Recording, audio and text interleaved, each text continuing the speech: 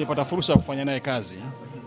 Kuanzia mwaka 2015 nilikuwa mwenyekiti wa kamati ya bunge inayosimamia katiba na sheria, ambapo Mheshimiwa Jenista Mhagama alikuwa ni waziri ambaye anawajibika moja kwa moja kwenye kamati yetu ya katiba na sheria.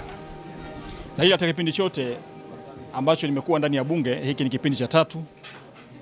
Mheshimiwa Jenista alikuwa ni nguzo hasa kwetu sisi vijana, wabunge wapya, lakini hata mawaziri wachanga ambao wanaingia. Tulijifunza mengi kutoka kwake. Alikuwa ni mzalendo wa kweli, lakini kikubwa alikuwa ni mchapakazi sana. Usingeliweza kumuondoa katika wachapakazi ambao walionyesha mfano mzuri wa kuigwa katika viongozi wakubwa kabisa ndani ya serikali. Kwa hiyo Jenista alitufundisha mengi sisi. Lakini tulikabidhiana kijiti baada ya mimi kuteuliwa kuwa waziri mara ya kwanza kabisa mwaka 2022. Wakati huo mimi nikiteuliwa kuwa waziri wa utamaduni, sanaa na michezo, lakini yeye akiteuliwa kuwa waziri ofisi ya rais ofisi ya rais utumishi. Toka kipindi kile nilijifunza mengi kutoka kwake. Lakini hivi karibuni alinikabidhi kijiti kama waziri wa afya. Tuliona mambo makubwa ambayo tayari alikwisha anza kuyafanyia kazi. Katika kipindi chote cha uchaguzi tulikuwa tukiwasiliana kwa karibu sana. Na hata wakati ambapo Mheshimiwa Rais siku anaapishwa, tulizungumza mambo mengi kwa sababu tulikuwa tumekaa sehemu moja. Na ungeweza kumuona ni namna gani Mheshimiwa Jenista alikuwa ni kiongozi ambaye ana maono makubwa. Kwa hiyo sisi vijana wa leo, hasa mawaziri vijana, tutapata fursa ya kujifunza mengi kutoka kwake, kwa sababu yeye amekuwa ni kiongozi wa muda mrefu, ameitumikia serikali katika awamu mbalimbali. Toka nyakati ya serikali ya awamu ya 4 nadhani, awamu ya 5 na awamu ya 6.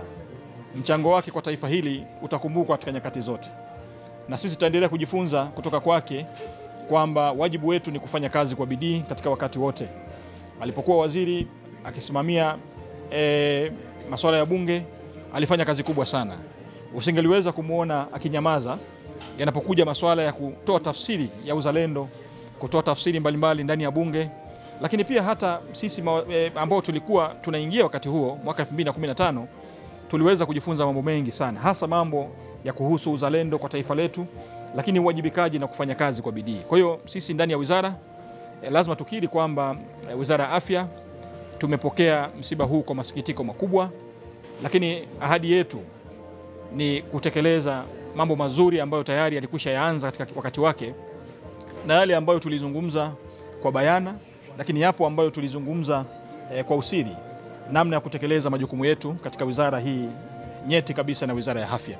Lakini chukue fursa hii kuwashukuru sana madaktari wote ambao walishiriki katika nyakati mbalimbali ambapo walipata changamoto, ambao walimpokea pale Benjamin Mkapa. Walifanya kazi kubwa sana mpaka dakika za mwisho ambapo katibu mkuu alinifahamisha kwamba hali yake ilikuwa mbaya sana, na baadaye Mwenyezi Mungu akamchukua.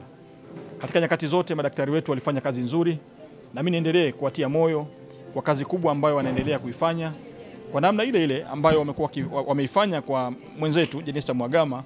Basi na mimi niwatake kuendelea kufanya hivyo hivyo, kuwahudumia Watanzania, kuhakikisha kwamba wanaokoa maisha yao kwa jitihada na kazi kubwa ambayo wanapaswa kuifanya kwa kila Mtanzania.